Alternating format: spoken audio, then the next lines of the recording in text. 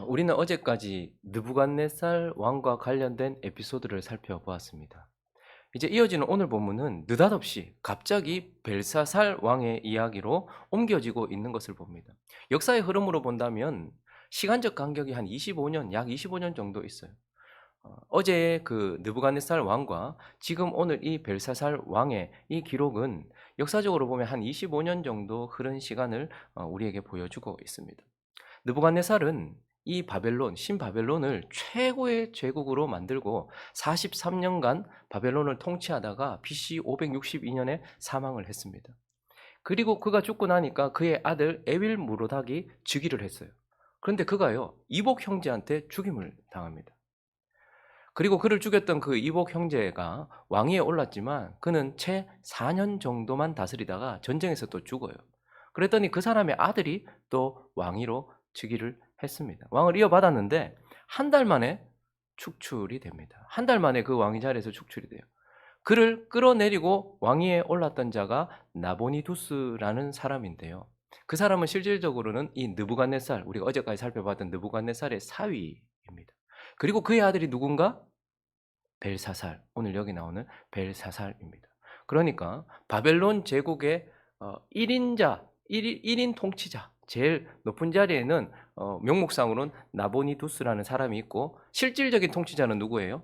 두 번째 자리에 그의 아들 벨사살이 있었던 거예요. 그러니까 이 벨사살이 다니엘에게 셋째 자리를 주겠다 이렇게 말을 하죠. 오늘 본문은 이 벨사살 왕과 관련된 에피소드인데 그가 출현하자마자 우리는 이제 벨사살의 마지막 날 그리고 그 화려했던 바벨론 제국의 마지막 날에 대하여 보게 됩니다. 벨사살은 이날 밤 죽임을 당하고 바벨론은 이날 밤 망하게 되는데요. 왜 그는 비참하게 죽임을 당했고 이 화려했던 바벨론, 금이라고 했던 화려했던 그 바벨론이, 그 강력했던 바벨론이 이렇게 갑자기 망하게 되었는가? 역사는 메대와 바사의 연합군 때문이다라고 우리에게 가르쳐줘요. 그날 밤에 사실은 이 바벨론 성 자체가 난공불락의 성입니다. 성벽도 성벽이지만 그 성을 그 유브라데 강이 급류가 휘감고 있거든요. 그러니까 여기를 넘어오는 것은 거의 불가능한 일이에요. 물을 건너는 것도 불가능하지만 성벽을 그 겹겹이 싸고 있는 성벽을 뚫고 들어오는 건 불가능한 거예요. 그런데 이 고레스가 물줄기를 유브라데 강에서 어떤 지류가 바벨론으로 이렇게 들어갈 것 아닙니까? 그랬더니 그 물길을 바꿔버린 거예요. 물을 말리고 그 낮아진 수위, 그 강길을 따라서 무혈 입성해서 그날 바벨론을 이렇게 점령을 하게 되는 것이죠. 그래서 역사는요, 메대와 바사의 연합군 때문에 바벨론이 망했다라고 우리에게 가르쳐 주고 있습니다. 그것도 틀린 말은 아닙니다. 그런데 오늘 그날 밤을 기록하고 있는 이 하나님 말씀을 통하여서 왜 벨사살이 이렇게 비참한 최후를 맞이하게 되었고 그 나라가 망하게 되었는지 하나님의 관점에서 우리에게 설명해 주는데 그 이유를 좀 찾아보려고 합니다. 왜 벨사살이 죽임을 당했는가? 그는 비참하게 심판을 받았는가? 그 첫 번째는 왕의 명령을 거역했기 때문입니다. 벨사살은 왕의 명령을 거역한 사람이었어요. 먼저 그는요, 바벨론의 왕의 명령을 거역했던 자였습니다. 여러분, 우리가 살펴보았는데 부친이라고 우리 번역되었지만 사실은 할아버지죠. 그러니까 그의 손자입니다. 자, 그런데 그 바벨론 왕, 그의 선왕이었던 느부갓네살 왕이 어떻게 명령을 했습니까? 다니엘서 3장 29절을 보시면 그러므로 내가 이제 뭘 내려? 조서를 내렸다는 것은 공식 선포예요. 이건 명령인 것입니다. 선왕의 명령이에요. 뭐라고 명령을 내리는가 하면 각 백성과 각 나라와 각 언어를 말하는 자가 모두 사드락과 메삭과 아벳느고의 하나님께 경솔히 말하거든 그 몸을 쪼개고 그 집을 거름토로 삼을지니 이는 이같이 사람을 구원할 다른 신이 없음이니라 하더라. 조서를 그냥 느부갓네살이 그냥 이렇게 하나님한테 잘해라 이렇게 그냥 권면한 게 아니에요. 조서를 내려서 사드락과 메삭과 아벳느고의 하나님 여호와 하나님 유다 백성들의 하나님을 경홀히 여기거나 그렇게 대하면 몸을 쪼개라라고 조서를 내린 명령이었습니다. 그리고요, 이제 느부갓네살의 이야기가 마지막 마무리되던 어제 본문 4장에 보면 1절에는 이렇게 시작을 해요. 또 느부갓네살 왕은 천하에 거주하는 모든 백성과 나라들과 각 언어를 말하는 자들에게 뭘 내려요? 이때도 조서를 내렸어요. 확실하게 이제 함부로 말하지 마라 했던 그가 이제 4장 마지막에 가보시면 그러므로 지금 난 느부갓네살은 하늘의 왕을 찬양하며 칭송하며 경배하노니 그의 일이 다 진실하고 그의 행하심이 의로우심으로 교만하게 행하는 자를 그가 능히 낮추심이라. 그래서 그가 조서를 내렸는데 하나님을 찬양해라. 그가 참신이다 라고 조서를 내려놨단 말이죠. 그러니 하나님을 함부로 대하거나 하나님을 경홀히 대하거나 하나님을 무시하는 자들은 그걸 가만히 두지 않겠다라고 바벨론 왕이 명령을 내려놓았단 말입니다. 그런데 오늘 본문 2절을 보십시오. 벨사살이 술을 마실 때에 명하여 그에 붙인 딱 그 조서를 내렸던 느부갓네살의 이름을 다시 등장시키면서 예루살렘 성전에서 탈취하여 온 금, 은 그릇을 가져오라 명하였으니 뭐 하려고? 그걸로 술 마시려고. 그는 지금 술이 취해서 엉뚱한 짓을 하고 있는 것이 아니라 의도적으로 그 바벨론 왕이 내렸던 조서에 기록된 것을 무시하고 있는 거예요. 그래서 의도적으로 예루살렘의 하나님, 그래서 3절도 보시면요, 이에 예루살렘 하나님의 전 성소 중에서 탈취하여 온 금그릇을 가져와서 술을 마셨다. 후궁들과 왕후들과 함께 귀족들과 함께 술을 마셨다라고 말하면서 그 벨사살은 바벨론 왕의 명령을 거역했던 자입니다. 자, 그런데 그는 바벨론의 왕의 명령만 거역한 것이 아니라 하나님 나라, 하늘나라의 왕 하나님의 명령도 거역했습니다. 출애굽기 20장 3절만 보시면 읽어볼까요? 시작. 너는 나 외에는 다른 신들을 내게 두지 말지니. 이것은 하나님께서 하나님의 백성과 언약을 맺으셨을 때 하나님의 백성들에게 주신 말씀이지만 이 말씀은 모든 인류, 하나님이 창조하신 모든 피조물들이 다 지켜야 될 말씀입니다. 하나님 이외에 다른 신을 섬기면 삶이 무너지고 하나님 이외에 다른 신을 섬기면 삶이 괴롭고 하나님 이외에 다른 신을 섬기면 결국 심판받는다라는 것은 모든 자들을 향한 하나님의 명령이었습니다. 그는 바벨론 왕의 명령도 거역했지만 이 하나님 나라의 하나님의 명령, 그 왕의 명령도 어떻게 했습니까? 4절 읽어볼까요? 그들이 술을 마시고는 또 어떻게 했어요? 그 금, 은, 구리, 쇠, 나무, 돌로 만든 신들을 찬양했다. 23절요. 도리어 자신을 하늘의 주제보다 높이며 그의 성전 그릇을 왕 앞으로 가져다가 왕과 귀족들과 왕후들과 후궁들이 다 그것으로 술을 마시고 왕이 또 보지도 듣지도 알지도 못하는 금, 은, 구리, 쇠와 나무, 돌로 만든 신상들을 찬양하고 도리어 왕의 호흡을 주장하시고 왕의 모든 길을 작정하시는 하나님께는 영광을 돌리지 아니하였다. 벨사살이 죽임을 당하던 그때에 그의 모습을 보십시오. 바벨론 왕의 명령도 거역했고 하나님의 명령도 거역함으로써 그가 그날 밤 죽임을 당했다라는 것을 보면서 그가 죽임당했던 이유는 메데 바사 그 연합군에 의해서이지만 그러나 근본적으로는 그가 왕의 명령을 거역했기 때문이다라는 거예요. 그리고 또 하나 오늘 본문을 통해서 우리가 찾게 되는 것은 벨사살은 왕의 증거도 거부했다라는 것을 보게 됩니다. 여러분 지금까지 벨사살이 등장하기 전까지 하나님이 하신 일이 무엇이죠? 하나님은 바벨론 왕, 그 위대한 왕, 금머리, 큰 나무라고 했던 느부갓네살, 바벨론 왕 느부갓네살을 통하여서 하나님을 뭐 하신 거예요? 증거하신 거예요. 하나님을 계시하신 거예요.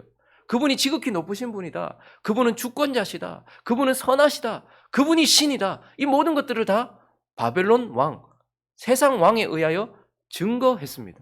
그리고요, 지금까지 벨사살이 등장하기 전까지 또 뭘 하셨어요? 하나님 나라의 왕족, 그리고 여기 와서는 제사장이 되었죠. 그 술객과 점술가들의 우두머리가 되었으니까 왕 같은 제사장인 하나님 나라의 다니엘을 통해서 하나님이 스스로를 증명하셨어요. 바벨론 왕에 의하여 자기를 증거하시고 하나님 나라의 왕족, 왕 같은 제사장인 다니엘을 통해서 그를 증명하셨다는 말이죠. 그런데 22절을 한번 읽어볼까요? 22절 시작. 벨사살이여 왕은 그의 아들이 되어서 손자가 되어서 이것을 다 알고도 아직도 마음을 낮추지 않아요. 하나님이 벨사살이 지금 갑자기 등장했다고 벨사살이 아무것도 몰라서 이러는 것이 아니고 이미 충분히 느부갓네살을 통해서 증거하셨고 다니엘과 그의 친구들을 통해서 증명하셨어요. 하나님이 살아계시다는 것과 하나님이 지극히 높으신 신이라는 것과 하나님의 하나님 되심, 하나님의 영적인 그 영광, 이 모든 것들을 다 증거하셨단 말이죠. 그런데도 불구하고 그는 그 왕의 증거, 그것을 거부해버렸다. 다 알고도 어떻게 했다? 거부했다. 그래서 그는 하나님께서 은혜로 주신 그 증거들을 다 하나님의 어떠하심, 이 모든 것들을 다 거부해버렸기 때문에 그날 밤 죽임을 당했고 바벨론은 무너졌다라는 것을 보게 됩니다. 마지막으로 한 가지를 더 살펴보면 그가 왜 죽임을 당했는가, 비참한 최후를 맞았던 이유는 결국 왕의 경고를 무시했기 때문입니다. 벨사살이 지금 느닷없이 등장했지만 벨사살의 그 인생 전체를 보면 결국 왕의 명령을 거역하는 삶, 그리고 그 은혜로운 왕의 증거도 거부하는 삶을 살았어요. 그랬더니 어떻게 됩니까? 최후 통첩이 날아오죠.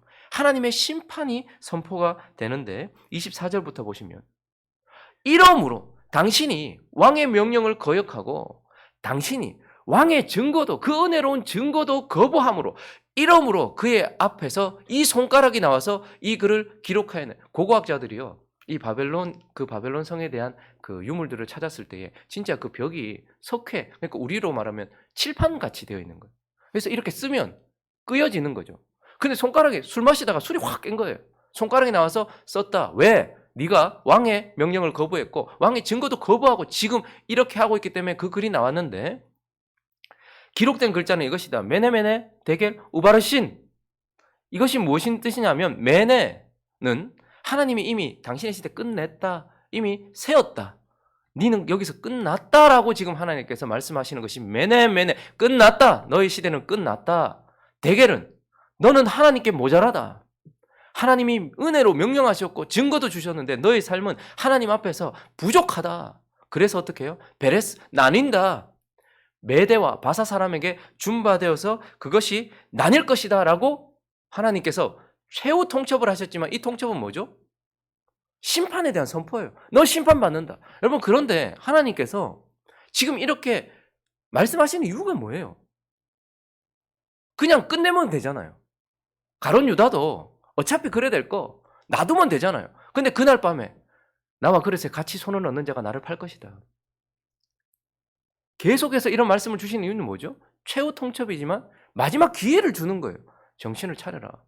술이 깼으니 정신도 깨어서 네가 그렇게 했던 것에 대하여 하나님이 요구하시는 건 뭐죠? 경고이면서 심판의 선포이면서 회개의 촉구인 것입니다. 돌아서라라는 거예요. 마지막 하나님께서 최후 통첩을 하시면서 마지막 기회를 주신 것이었습니다. 그런데 29절을 보십시오. 참으로 놀랍죠? 술이 깨고 정신을, 너 끝났다 이제. 끝이다라고 말했는데, 그런데 근데 이게 더 놀라운 건요. 지금 밖에 누가 있습니까? 그 성을 누가 둘러싸고 있어요? 바벨론 성을 지금? 메대와 바사 연합군이 둘러싸고 있고요. 이미 2년 전부터 공격을 받고 있었어요. 그런데도 그 말을 지금 들었는데도 이에 벨사살이 명하여 회개하자 이렇게 말하는 게 아니고 다니엘에게 자주색 옷을 입히게 하며 금사슬을 그의 목에 걸어주고 그를 위하여 조서를 내려서 나라의 셋째 통치자.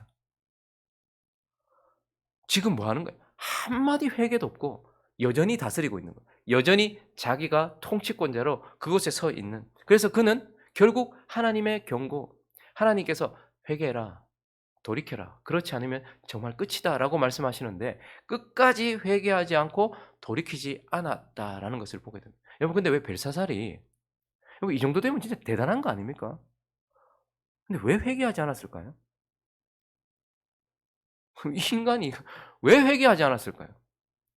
우리를 참 많이 닮아 있어요. 이 마지막 날, 그 사람의 마지막 날 밤에 그의 모습은 왜 회개하지 않았을까? 1절을 다시 보십시오. 그가 지금 왕이 귀족 1000명을 위하여 큰 잔치를 베풀고 1000명 앞에서 뭐 했어요? 술 마셨어요. 왜 회개하지 않았을까? 취해 있었습니다, 이는. 근데 그는 사실 술에 취해 있었다기보다는요, 교만에 취해 있었습니다. 그의 모습을 한번 볼까요? 3절을 한번 보십시오. 그 얼마나 교만에 취해 있는지, 자기 자신에 취해 있는지. 예루살렘 하나님의 전 성소 중에서 탈취하여 온 금그릇을 가져오게 했다. 그것으로 마셨다.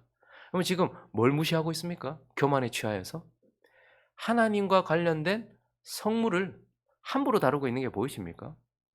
여러분 제가 이 성경을 되게 귀하게 여기거든요. 여기 제가 아침마다 하나님께 주시는 말씀 묵상하고 기록하는 그래서 제가 이제 나중에 '내가 하나님 나라 가면 이거 나 주와 줄 거다.' 이렇게 생각하고 지금 몇 권씩 이거 정말 저한테는 귀한 거거든요.